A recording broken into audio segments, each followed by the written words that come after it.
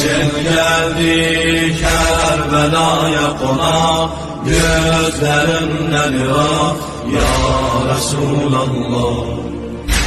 Ölür Aşşam Fatıma balası, düştü elden uzak ya Resulallah.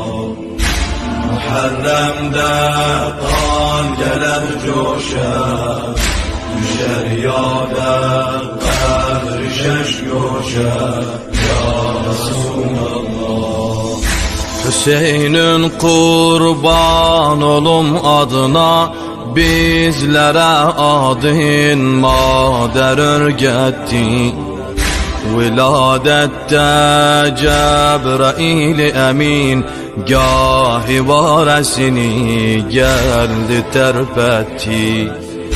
Veli bilmem Kerbela'da niye, sinesin boğazın şimre görsetti. Maadallah Allah'ın kanını çöktü ehli Irak ya Resulallah. Hüseyin geldi Kerbela'ya konak, gözlerinden ırak ya Resulallah. Ölür Aşşam Fatıma balası, düştü elden uzak ya Resulallah. Muharrem'de kan gelir coşar, düşer yâde kadri şeş göşer ya Resulallah. Selam olsun kanlı leblere ki, istiden kurudu su kenarında. Diyerler su mehri Fatıme'di, kaldı ecnebiler ihtiyarında.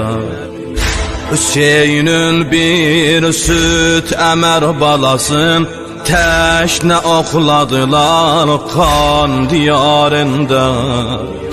Yaralı kuş tek bilekde bala, çaldı hel ayak ya Resulallah. Hüseyin geldi Kerbela'ya konak, gözlerinden ırak ya Resulallah. Ölür Aşşam Fatıma balası, düştü elden uzak ya Resulallah. Muharrem'de